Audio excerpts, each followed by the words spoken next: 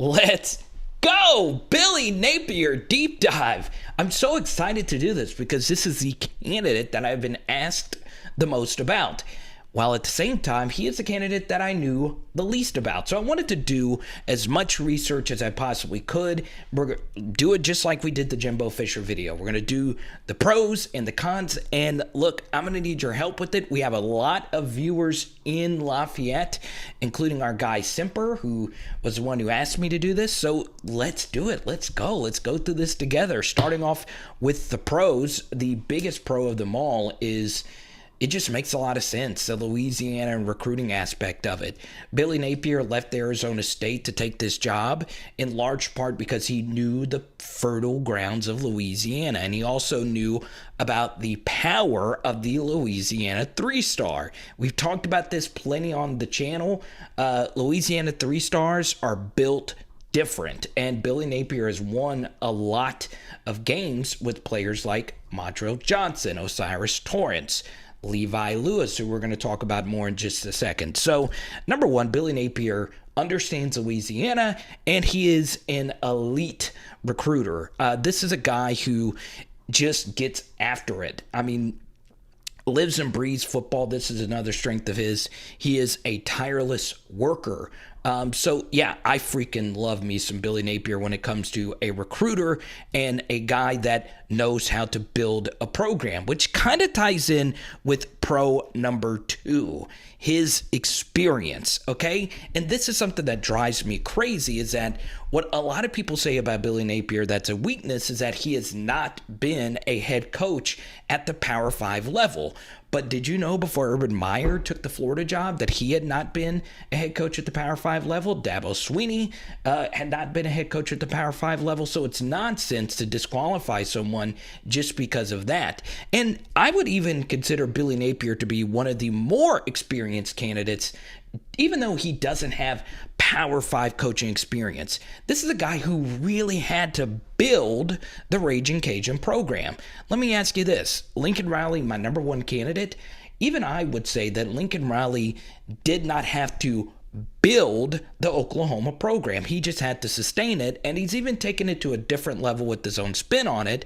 But Billy Napier took over a UL team under Mark Hudspeth that had not been winning at all. And this is a big pro for me as far as Billy Napier is concerned. This is a guy who's had to go through some stuff. Now, that's not me saying that the other candidates haven't had to go through some stuff, but Billy Napier has had to deal with a lot of failure, and I love that from a head coach. This is a guy who was humbled really early in his career when he got fired at Clemson and had to work his way up from an analyst position at Alabama. Instead of pouting, he soaked up everything he could from those Nick Saban years, from his Dabo years, and it formed who he is right now as a coach. How he builds a program, how he organizes his day, his organization. I watched a Coach Tube presentation where Billy Napier laid out what he wants out of a college football program. All of that crap is beyond impressive when it comes to Billy Napier. So between the ears, this guy is really, really special as far as his experience and his program building ability. Now, there's a lot of coaches who have that type of talent. That's something that a guy like Mel Tucker gets a lot of credit for as well. So there needs to be more than just having a framework or an idea. So let's actually talk about a little bit more his coaching philosophy. Scared money don't make money. I love the fact that Billy Napier is an aggressive fourth down coach. Now, the funny thing about it is they have had a lot of fourth down failures this year, but at least he has stuck to it. And you've heard me say this on the channel a lot, that coaches are far too conservative on fourth down. One thing I like about Billy Napier, one thing I like about Dave Aranda, and Lane Kiffin can be a little too aggressive at times, but one thing I like about Lane Kiffin is that they are younger and forward-thinking head coaches when it comes to fourth down decision-making. And even though they haven't been the absolute best at it, the Ragin Cajuns are still only a one-loss team in large part due to their fourth down aggression. Now, I will say against Liberty, he made a very bad fourth down decision up by 14 late in that game. They were very well in field goal range. You kicked the field goal to make it a 3-possession game. Instead, they went for it, but lucky enough, they still ended up winning the game. And they still ended up blowing Liberty out. But that was one of the few times where I disagreed with this fourth down decision making. So, as many of you know, that is a huge deal to me. And Billy Napier is really good at his fourth down decision making. So, there's been a lot of good features, one by ESPN, one by The Athletic, that goes into how hard this guy works.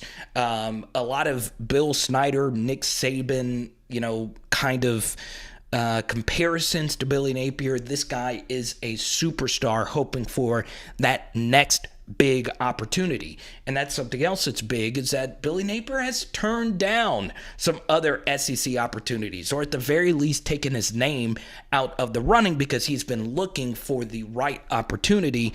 And what better opportunity than is LSU, a program that is in the state he already coaches and has a national championship pedigree. And we know this is a big bonus when it comes to Billy Napier. This guy won't look back. This is a guy that would treat this job as one of his greatest achievements in his career. Whereas with other coaches that are in good opportunities, you don't want a coach that is looking over his shoulder. This is definitely one of those cases where Billy Napier won't look over his shoulder. This is a guy that has been waiting for this LSU opportunity. There's a lot of people who have reported this about Billy Napier, that he is wanting this LSU opportunity. So I want a coach who really wants to be there, and that is the case with Billy Napier. And the final pro for Billy Napier is his commitment to number one. I love it. And I'm not just talking about being number one on the field, but being number one in the barber chair. Yes! Billy Napier committing to the number one. I love it, man. A Buzzcut coach. How many legendary coaches do you know that is committed to the Buzzcut? Shout out to my guy Luke making that joke. I laughed so hard at that. So now we go to the cons of Billy Napier. So for those that didn't watch our Lincoln Riley deep dive, you know how much I look at yards per play. I think of the basic statistics, it is the number one stat to look at per play efficiency basis. And a lot of you know, in order to win a national championship, you need to average an astonishing 6.2 yards per play, but no less than 6 yards per play is considered acceptable at LSU. We have been below 6, and you guys have been looking, that Billy Napier is right at 6 for 2021, but in 2020, 2019, and 2018, he was well above 6. And what's really impressive was his 1 year at Arizona State. He did have Eno Benjamin. He did have Kalen Ballage, really good running backs, not elite quarterbacks. His quarterback did, I believe, was a backup for the Packers or something like that. Still, in that 1 year, he averaged 5.71 yards per play. That is Power 5 adjusted, which is 7th. That's really good for only spending 1 year at a brand new school. So his yard per play numbers, as you guys can see, are really good. But then you go down to his time at Clemson. And once again, that is a gazillion years ago. The sport was so different, even just a decade ago. But as you can see, his 2010 Power 5 adjusted yard per play numbers wasn't good. He was 90th, which caused Dabo Swinney to fire him. And then in 2009, his Power 5 adjusted yard per play numbers was actually really good at 5.81. Now, there is a story involving Billy Napier punching Dabo Swinney, which is floating around on Twitter right now. Some of you will say, I totally get it. Some of you are probably happy he did that, but I don't think anger management's an issue. I do think I could see Dabo undermining some of his play calls, but still, he was still very, very young. And let's be honest, he probably wasn't ready to be an offensive coordinator at that point in his career. But a lot of you are probably wondering, okay, so he's averaged 6 yards per play every year since he has been at UL, which is really, really good. But there's a huge caveat to that. Billy Napier produces his offense on the ground instead of through the air. Now, there's nothing wrong with that. As you guys see here, his offensive line at UL is a semifinalist for the Joe Moore Award. So Billy Napier's had really good run-based offenses at UL, and it makes a lot of sense. His running back room right now is arguably better than LSU's current running back room, and they just had Elijah Mitchell, who is one of the best rookie running backs in the NFL right now. So strong offensive line, strong running back, you win how you need to win, and UL has won most of their games under Napier in the trenches. But that doesn't necessarily work in the modern game. And what you're looking at now, once again, this is not my favorite stat, passing yards per game. The only reason I'm showing you this, and we'll get to a better stat in just a second, is to illuminate that Billy Napier's passing offenses have never been in the top 40. In fact, they've only been inside the top 60 once, and that was during his tenure at Arizona State. And since he's been at UL, he's only been in the top 80 once when he was 62nd in 2019. So Billy Napier's offense is really ground-based. Now, the reason why it took me a little longer to do this Billy Napier deep dive is it's not for a lack of trying. It's not as if this is the Les Miles offense that he runs where it's 3 yards in a cloud of dust. No, Billy Napier has tried to throw the football. It's just his running offense with the running backs that he's had and the offensive line that he's had. Both of those positions have been really incredible under Napier. It's just been more ideal to run the football. But that's why I included this Clemson data because, well, as you see there, even at Clemson, he did not throw the football all that much, which I do believe is a big reason why Dabo Swinney fired him. But I want to show you this stat. It's a stat called yards per attempt, where Billy Napier is a little bit better when it comes to yards per attempt. And you want your yards per attempt to be better than yards because that means when you do throw it, you are driving the football down the field. You are challenging the defense.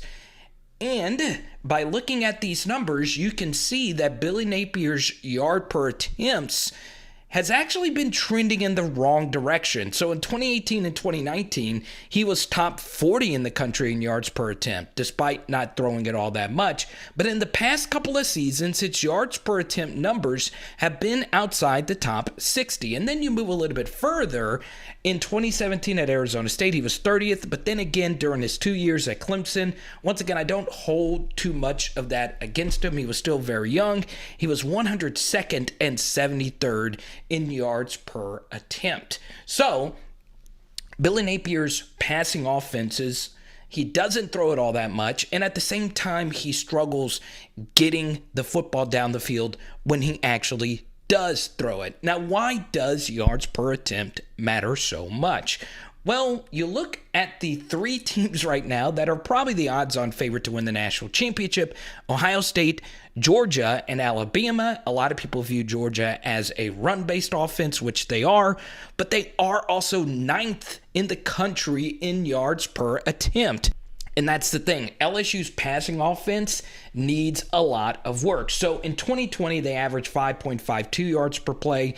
It was a little bit better with Miles Brennan, who was healthy, but with 2 freshman quarterbacks, that's okay, but it's still not close to where you need to be as far as the national average. Now, as you see here, UL's yards per play number 6.27. That's really freaking good, but you see UL pass yards per attempt 7.4, UL passing yards per game 208.5, 83rd.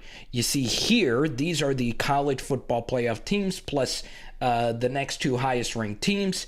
As you see, each and every one of these teams top 25 in yards per attempt and top 40 in pass yards per game. You continue to 2019, obviously LSU the greatest team of all time. UL, once again, really good in yards per play at 7.01. Pass yards per attempt was actually really good at 8.0. Passing yards per game 236.7. But as you can see here, you still got to be in the top 25 or so in pass yards per attempt. Georgia, as you know, got blown out by LSU in the SEC championship game because LSU had the far better quarterback and the far better passing game, even though Georgia's defense was better. As you see here, pass yards per game, once again, you guys can see the trend. It's the same thing in 2018. Once again, UL's yard per play numbers, top 15 in the country. Pass yards per attempt, 8.3. They had a two-quarterback system at UL. Pass yards per game, though, was 205.6. And once again, it's the same story. Outside of Georgia, once again, they were good in yards per attempt, but passing yards per game, you see here the college football playoff champion that year was Clemson, and Alabama was also in the title game because both of them had really good passing offenses. Now, let's talk about UL's passing offense. So I've had to sit down and watch as much UL as I possibly can. Once again, I'm not as well versed as them, and there's probably going to be some Ragin Cajun fans that are going to want to correct me or give some altering opinions. Once again, comment down below on this. I watch UL's passing offense, and I do see Billy Napier trying to stretch the field. And I have reached out to as many people as I possibly can. There's still not much clarity on if Billy Napier calls most of the plays, but I do believe that he does. Now, of course, every staff has an offensive coordinator and a quarterback's coach and a head coach or whatever, but I do believe Billy Napier does most of it. And they have only really had one quarterback at UL, and his name is Levi Lewis. And while Levi does a great job of not turning the football over, he's obviously a Baton Rouge legend at Scotlandville Magnet School.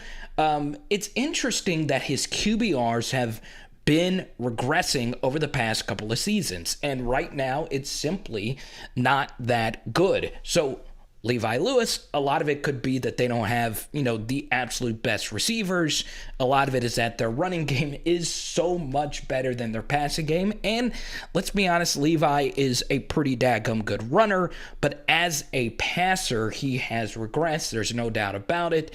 There was a game, albeit the weather was really ugly, where UL jumped out to a 20-0 lead, and they almost lost this game, 20-18. It was on the road. I get it.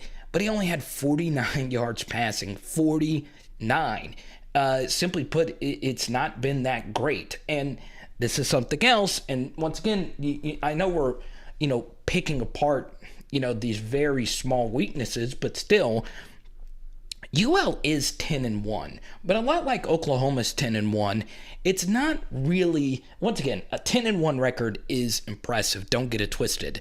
But the 10-1 is very strange. They had some really close calls. The Georgia State game, they were very fortunate to win that one. The South Alabama game that we just referenced, they almost lost to Nichols. There were some really close calls.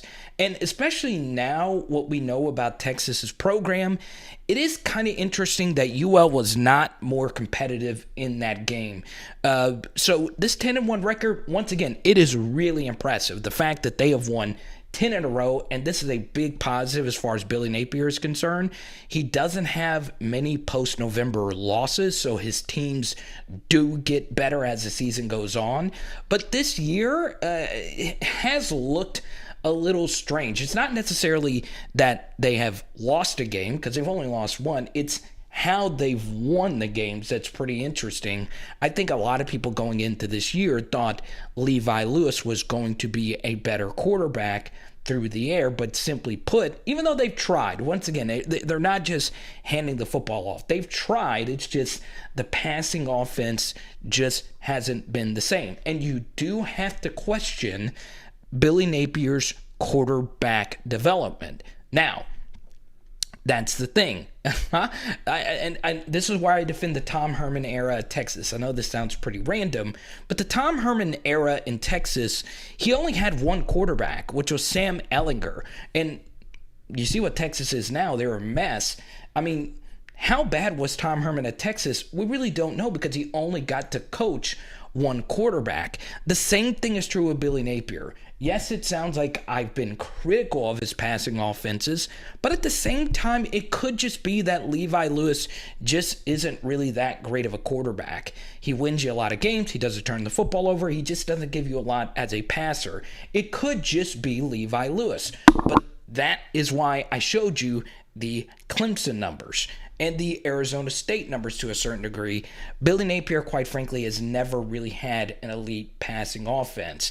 And the bottom line is if Billy Napier takes over as a head coach, I do believe he would also want to be the play caller, which I would not want to happen. I think a perfect scenario, if Billy Napier is a head coach at LSU, would be for him to CEO it a little bit and then have some say in how the offense runs, because quite frankly, he is a really good play caller, but I don't think he's elite at it. And I do think with all the different things that you have to do as a head coach, if he were the LSU head coach, I would like to see someone else call the plays. And once again, that could be the case at UL. I could be totally off on that, but I do think there is some concern with some of these passing numbers because it is a non-negotiable to win a national championship. You have got to be able to throw the football, and you've got to do it at an elite level. And we are moving in the direction where that's going to be a more important trait instead of a less important trait. Boom! I'm looking at you right now. Yes, I need you. Why am I trying to turn this light off? I need you to let me know your thoughts on Billy Napier. Now, the funny thing about this, as many of you know, we like to give a little twist at the end of each and every one of our videos, is Scott Woodward could already have his guy, and he might just be waiting to make an announcement. But as many of you know, a lot of head coaching agreements can fall apart at the last minute, and Scott Woodward could be scrambling, and Billy Napier is never a bad fallback plan. But I will say this, there are a lot of you that thinks Billy Napier shouldn't be the fallback plan, that he should be the guy, no questions asked. We are missing out on the next Nick Saban, the next Dabo Swinney. He is right there in our own backyard. So let me first say this. There is no formula for any head coach to be successful. They all comes in different shapes and sizes, backgrounds. It's crazy because it's hard to predict who the perfect coach is for whichever school. I don't think anyone predicted Nick Saban to do what he did. No one predicted Dabo Swinney to do what he did. And like I said initially, there's only been one time in my life that I saw one head coach get hired and say, that guy's going to win a national championship. And that was when Ohio State hired Urban Meyer. So it's just impossible. It really is to say that Coach X is the perfect coach for this job. Now, as you guys know, I have stand for Lincoln Riley, and he would be a far more expensive option. Here's another little bonus here, is that Billy Napier would be more affordable, and on top of that, Billy Napier is a guy that micromanages everything. So I think a lot of heads will roll in the athletic department if Billy Napier is actually hired to be the head coach, because I do think he would want to reshape the staff with brand new people. So, you know, as far as budget is concerned, I do think there would be a lot of movement, and if Billy Napier is a cheaper coaching option, that opens your budget up for the coaching staff and support staff that he would want. Now, that's the thing.